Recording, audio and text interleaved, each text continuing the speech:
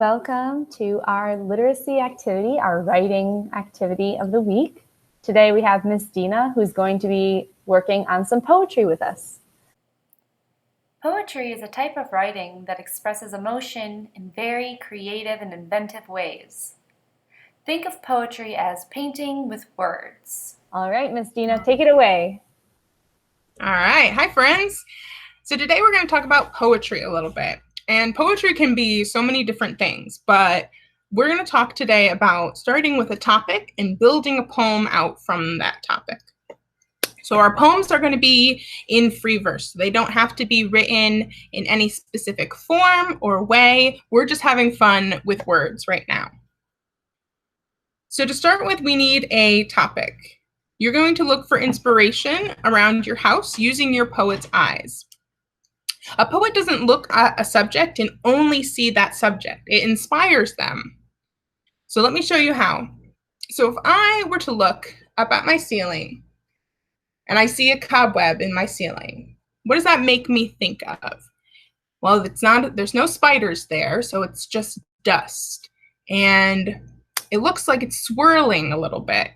So I could say a sandstorm swirls in the corner of my room. So I just use my poet's eye to find a different way of looking at the cobweb in the corner of my room.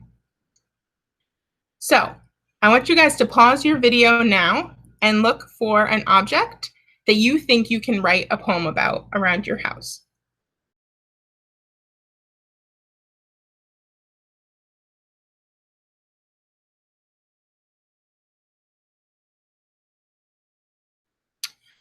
So now that you have your object, I picked this little crystal I have in my room.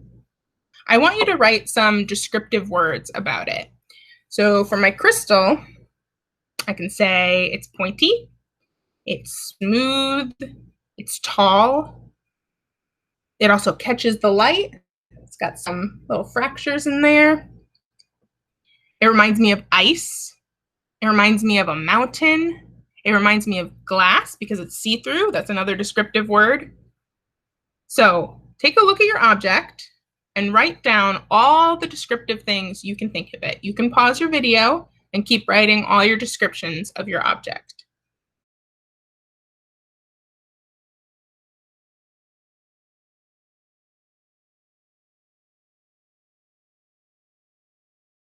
Once you have that inspiration in front of you, you don't need to worry about your object. You can put it away. You've already examined it. You looked at it with your poet's eye. You wrote down everything it made you think of. And you can use what you have on paper now to help you write your poem. So I'm going to show you guys a couple of examples that I wrote about my crystal so I can show you a couple of different styles and how you can style your poem. You can see I have on one side over here, I wrote, a tiny mountain splits the air, sharp and smooth. The mountain is cold and I will never climb it. So that's more using a lot of what I saw with my poet's eyes. It reminded me of a mountain. It reminded me of ice. Ice is cold. It's too small for me to ever climb it. So that's what I talked about there. So I used all my descriptions to build myself a poem. And you notice that it's not in full sentences. It doesn't have to be. You're just using different phrases. But you can see here that it's split into different lines. Each group of words has its own line. And you get to decide where those are. You put specific words that you like together, and then you can move to the next line. Another example of how I made my poem about my crystal is I named what I was talking about, and I used all descriptive words that I came up with and just put them together. So crystal, ice, smooth, cold. Inside, I see light. So it can really be a nice little descriptive poem about your object that you picked. Miss Dina, do we end up using a lot of adjectives? Yes, we end up using a bunch of adjectives because we're using our descriptive words that we came up with about our object. And you can also utilize similes or metaphors. A simile would be a like or as phrase. So I could say, the crystal is as cold as ice, and that would be a simile. If I were to say, the crystal is a mountain, that's a metaphor, because I didn't use like or as, but I still compared it to something else. You can definitely utilize that in your poetry.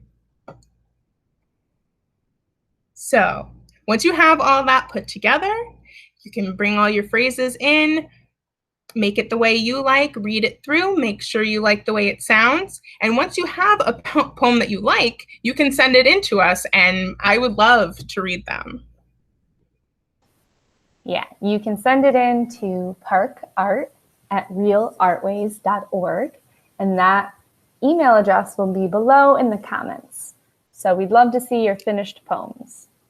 All right, I'm excited to see all your poems, and I know Miss Dina is too. All right, folks, until next time, happy writing. Thank you.